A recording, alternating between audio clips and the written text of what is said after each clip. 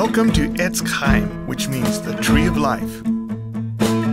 We're a messianic congregation that understands that Jesus is Yeshua, our Messiah, and he wants us to follow the Torah just as he did. Come check us out. You're invited to join us for our Saturday service at 1 p.m. You can also gain valuable insights at our 4 p.m. Bible study. Your questions are welcome. And now, with a weekly Torah reading, Rabbi Mordecai Silver. This week's talk is a Passover talk, and it's concerning the death of the firstborn, and that's Exodus 11, 1 through 7. Before I begin, let me read this section with you, and then we'll begin to discuss it. The Lord said to Moses, "Yet one plague more will I bring upon Pharaoh and upon Egypt. Afterward, he will let you go from here. When he lets you go, he will drive you away completely. Speak now in the hearing of the people that they ask every man of his neighbor and every woman of her neighbor for silver and gold jewelry." And the Lord gave the people favor in the sight of the Egyptians. Moreover, the man Moses was very great in the land of Egypt, in the sight of Pharaoh's servants and in the sight of the people. So Moses says, "Thus says the Lord, about midnight I will go out in the midst of Egypt, and every firstborn in the land of Egypt shall die. From the firstborn of Pharaoh, who sits on the throne, even to the firstborn of the slave girl who is behind the handmill, and all the firstborn of the cattle. There shall be a great cry throughout the land of Egypt, such as has never been, nor ever will be again. But not a dog shall growl against any of the people of Israel, either man or beast, that you may know that the Lord makes a distinction between Egypt and Israel." The reason I decided to do this talk was because of a friend who read this part of the Torah and became very disenchanted with God, saying, how could God go out and kill innocent children and deprive them of their life and all the things that they were entitled to simply because he was mad at Pharaoh? You know, what does this mean? And is this a just God? Or is this a compassionate God? Is this a merciful God? Well, on the surface, it doesn't sound like very much love. It sounds like a lot of death. But before we go further, we have to understand what was happening at that time and how does it relate to our life. There was a reason why the firstborn were going to die. It was because there was sin in the land. We have a tendency just to forget about that there was sin. And sin is something that we have a tendency to, belittle, to give it less importance. Oh, it's just sin, a little sin here, a little sin there. What does it matter? But sin actually creates a debt. And this debt needs to be paid. And when we think about the debt, we think about it in terms of a credit card. So we just run up a little credit card debt and credit card debt. That doesn't matter. I've got $20,000. I'll just make my monthly payment and everything will be fine. And they raise the interest. Oh, well, But that isn't what sin is like. Sin is like Mount St. Helens. It builds up and it builds up. And before you know it, it just explodes and destroys and it kills everything around it.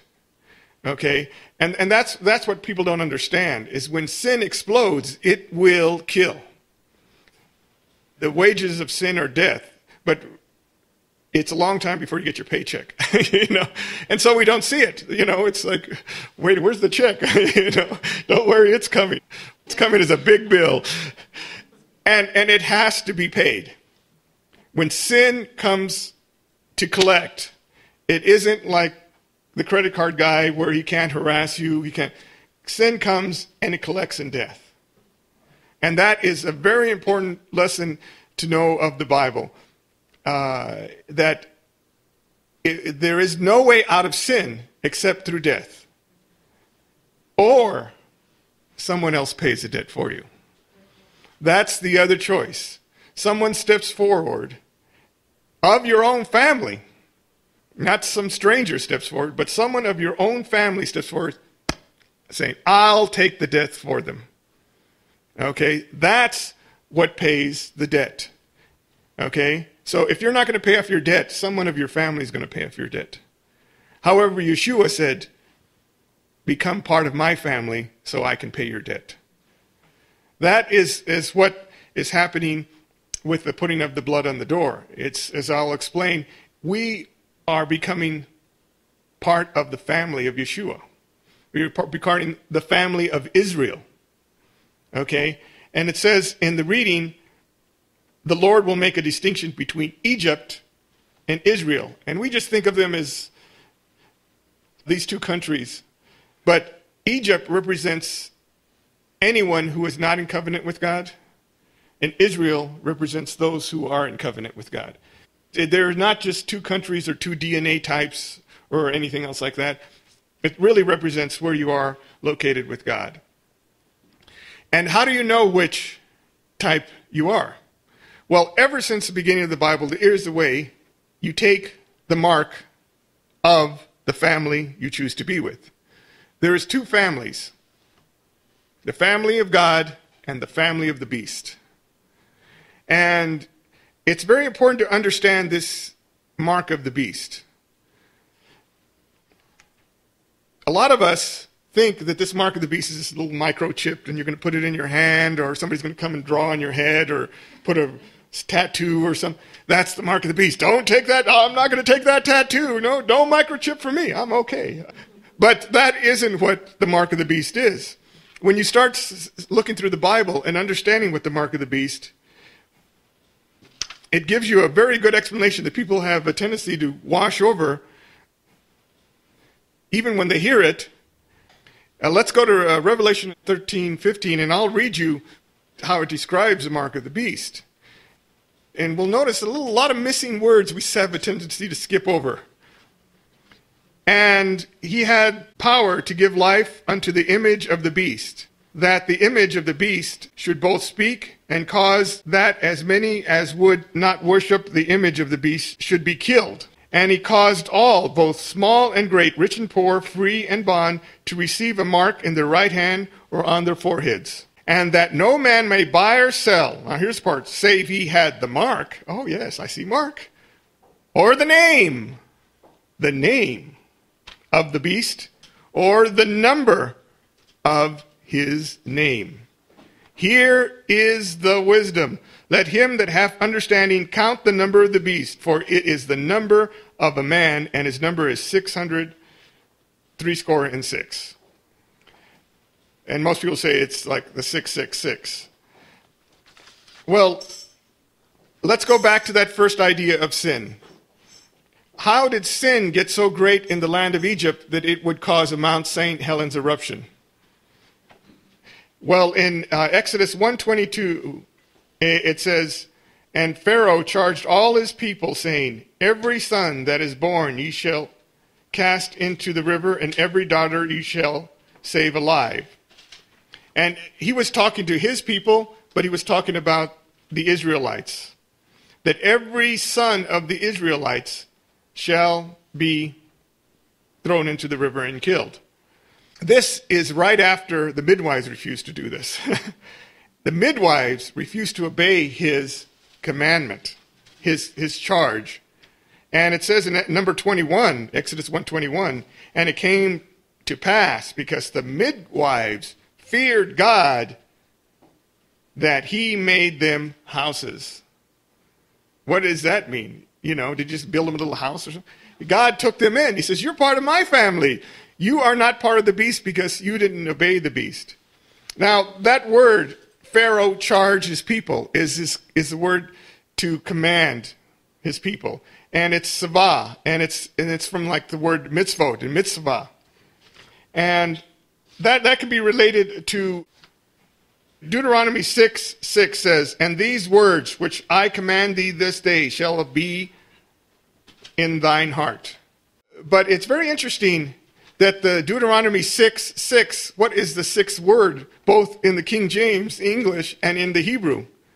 It's a word again,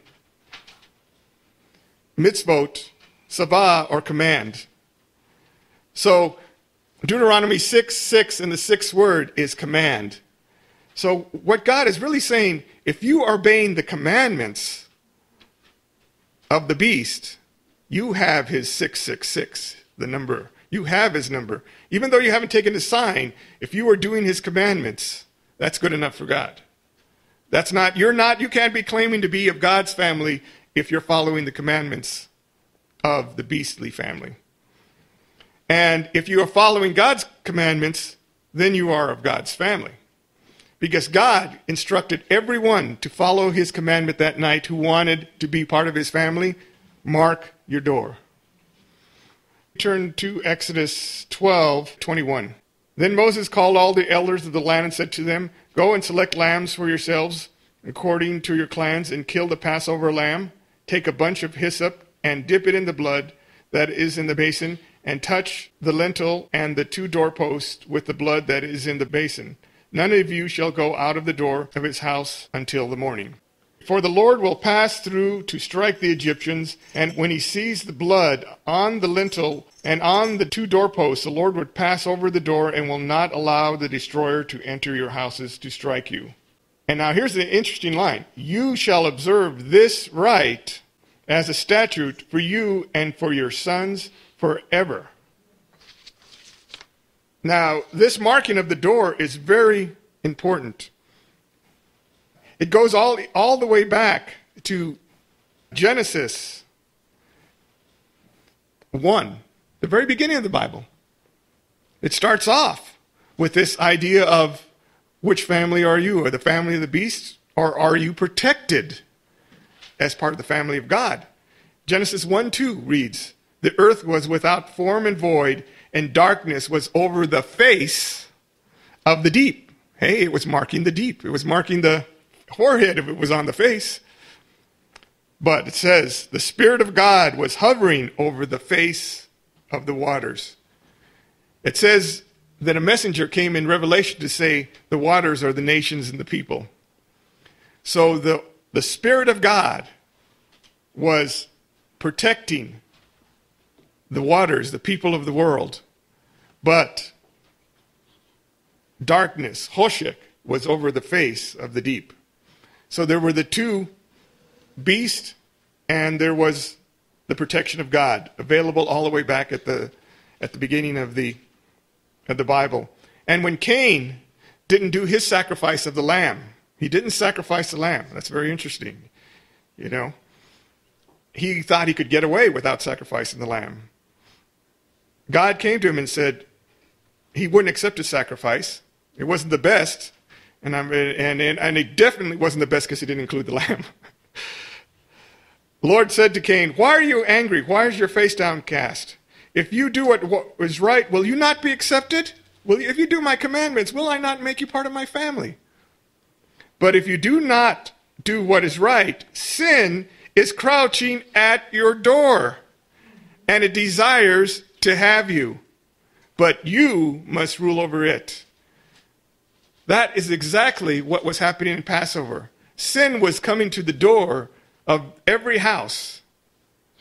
And if you did what is right and marked the door, sin could only crouch at the door. It couldn't come in. And Cain understood that. Because when Cain had killed Abel, he said to God that they're going to come and kill me. And he may not even been talking about man. He may have been talking about the angels that are coming at the end times, or the scorpions, or any of the plagues that are coming in Revelation, which says they're coming to get the people who don't have the mark of God. They will sting you if you don't have the mark of God. But if you do, it teaches us you can walk on scorpions. In Luke 10:19, "Behold, I give you the power to tread on serpents and scorpions, and over all the power of the enemy, and nothing shall by any means hurt you." That is what Yeshua gave his sent forth disciples. That is because he had marked them with his marking. What God marks as his, he protects. That is a very important concept. That is a concept of covenant. And that brings us to the next concept. we have been taught by modern Christianity that covenant is not important. What is important? Grace. Grace and mercy. Mercy is probably the lowest level of protection of God, because basically mercy is saying to God, you get mercy on your knees and lying on your face, saying, please don't give me what I deserve. And grace is a little bit higher. You say, please give me what I don't deserve. So it's unmerited favor. You don't deserve it, but you get it. But covenant is operating under the authority of a deal with Adonai. You say, we've got a deal, and I operate under the authority of that deal. You walk in strength. You tread on serpents. You cast out demons. You heal people. You have this power that comes with the fact that you are in covenant. And you are in covenant when you are under the law of the covenant. If you are not under the protection of the covenant, you are not under the law of the covenant. When someone says, I'm not under the law, your response would be, oh, so you're not under the protection of God. You're just hoping that he gives you a little grace and a little bit of mercy and gives you protection. And God clearly says that in Deuteronomy 30:19. I call heaven and earth to record this day against you, that I have set before you life and death, blessing and cursing. Therefore choose life. Choose the covenant, that you and thy seed, thy children, may live. Now that we see that, we can go back and begin to try to understand what was happening on that night. It was not a night where God came to kill babies. It was a night that God knew that death would come because sin had been generated in the land. Severe sin had been generated in the land. And it was time to collect. Mount St. Helens was going to erupt. And so what did God do? He came, and for 9 times, he warned the people, listen to me.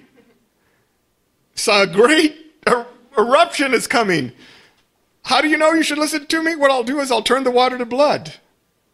How do you know you should listen to me? I'll send some frogs. I'll send lice. I'll send boils. I'll even kill your cattle to show you what's going to happen. It'll rain fire and hail. Listen to me. Death is coming. Mount St. Helens is going to erupt. Leave the mountain and come into my house of protection. When Mount St. Helens erupted, they sent the rangers out there early. They knew it was going to erupt, and they tried to clear off the mountain. But people actually stayed on the mountain. They didn't want to leave. Even though they warned them, they did everything. And when the mountain erupted, it killed them. They all died. And that is sort of like the warning God was doing at Passover. He was warning them over and over and over with the 10 plagues that Mount St. Helens was going to erupt, and that they should learn to take his mark. But that particular night, the people had a choice. They knew if you took the mark of God, man will come against you. If you take the mark of the covenant, your family will turn on you. They will come against you. Your children may turn on you. Your relatives, people at work. Why? Because you have the mark of God. That is what you have to risk in order to take the mark of God. It isn't a mark that you take and there is no risk to taking that mark. There is millions of people who have died because they have taken the mark of God. But God says, do not fear, because when you take my mark, you are in my house. I will take you in, and you will live forever. You will be the ones that are resurrected at the end times. But if you take the mark of the beast, only death, real death comes. So that night, there was a choice, and everyone in Egypt had the choice. They could either mark their doors and take the mark of God, or they could not mark their doors.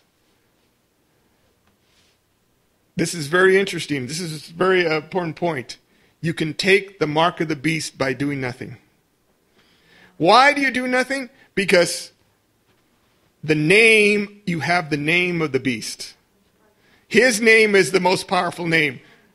Who is the name? You shall fear the Lord your God, and him shall you serve. That's the commandment that Yeshua said to Satan before he left. After he told him that, there was no more arguing. He was telling, he said, I will never take your name. I will never fear your name. But we will have the chance in the future to fear the name of the government, fear the name of other religions, of other people, of friends, family, or we will take the name of God. And remember that by doing nothing, you are the one that Yeshua talks about. You are the lukewarm one he's going to spit out of your mouth. He's definitely not going to take you in if you're the lukewarm. So those people knew that they probably knew about, I'd like to mark my door, but in the morning the Pharaoh's coming to kill everyone who has marked their door. And I don't want him to kill my family, so I'm not going to mark my door. And just hopefully I'll get through this. And that's the way we tend to operate in life. Maybe I could just stay low-key and quiet, and I can get through this. God says, I don't want you quiet and low-key. Mark your door. Say boldly to Satan, I will not take your mark. Be gone. As for me and my family and my household, we will serve the Lord. Okay, because Mount St. Helens is going to erupt again. Okay, the message is of Passover that we're reminded every year when we do Passover, the eruption is coming.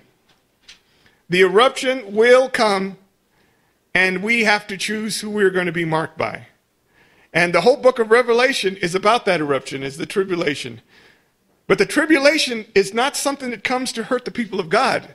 It comes to hurt all those who are not marked by God. And therefore they've taken the mark of the beast. And when a parent takes the mark of the beast, he has sentenced his children to death.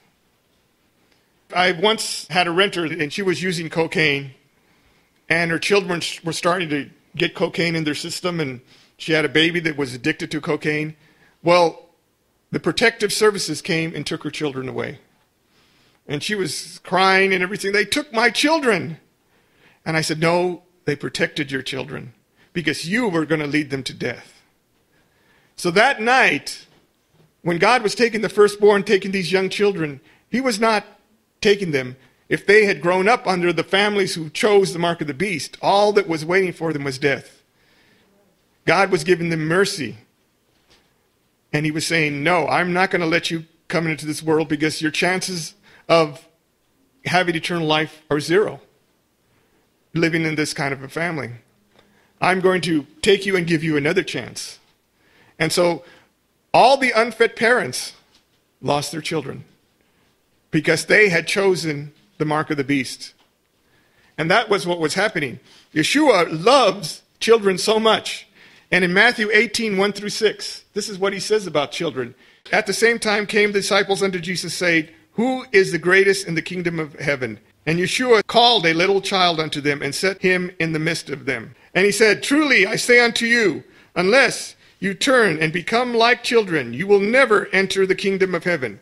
Whoever humbles himself like this child is the greatest in the kingdom of heaven. Whoever receives one such child in my name receives me. But whoever, here it is, causes one of these little ones who believe in me to sin, it would be better for him to have a great millstone fastened around his neck and to be drowned in the depth of the sea. Every parent who chose to take the mark of the beast that night by not taking the mark of God was the one who caused their little ones to sin. And they lost their little ones not because God killed them, but because he rescued them. But what about the other families that were that night? How did Yeshua rescue them that night? Well, let me explain something that we recite every year in the Haggadah when we were here having our Passover meal. It's interesting what they say. the Lord took us out of Egypt with a strong hand and an outstretched arm, and with a great manifestation with signs and wonders. The Lord took us out of Egypt, not through an angel, not through a seraph, and not through a messenger. The Holy One, blessed be He, did it in His glory by Himself. So when Yeshua came to bring us salvation, was He a prophet? Was He an angel? Was He a messenger? He was God Himself. He did it. It was God Himself the first time. He was a God Himself the second time. Both times. Why? Because the first time and the second time, God had to do the very same thing. The word Passover is not like just pass over something, just go by and miss it. It's an active term, which means a mother hen sees an eagle coming down to kill her baby chicks. And so she puts her wings over the baby chicks, and the eagle takes the mother, and the baby chicks live. That night, Yeshua placed Himself over every household, and when the destroyer came and shot its arrow, they went into Yeshua's body. And the bodies of the innocent children and the innocent firstborn were not harmed. But every house, Yeshua took the arrow over and over and over again. That's what He did. He died the first time for the people of Israel. And He died the second time. Not an angel died, not that night. Not a seraph. God Himself. Mount St. Helens was erupting, and God put His protection and threw His body on top of it and said, when this mountain erupts, when sin comes to take, I'll let it take me and not you. Why? Because you're my family, and I protect my own. And that's the lesson we celebrate every year in Passover, and we remember and never forget that Yeshua, He says, my desire of my desire is to share this Passover meal with you. And if any man will hear me and hear my voice and open the door, I will come in and will eat with him and he with me.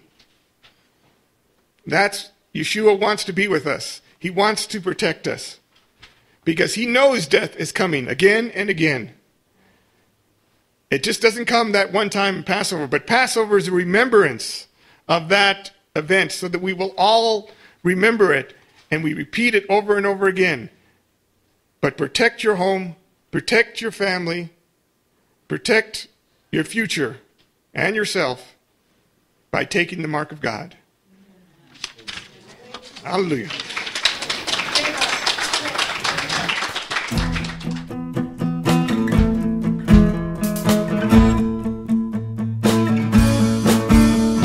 Shalom to our television audience. Come and enjoy yourself through our website. You can find all kinds of materials, all kinds of videos, all kinds of audio teachings, all kinds of written teachings. Then join us on our discussion site, our forum, Torah Talk. Shalom, everyone.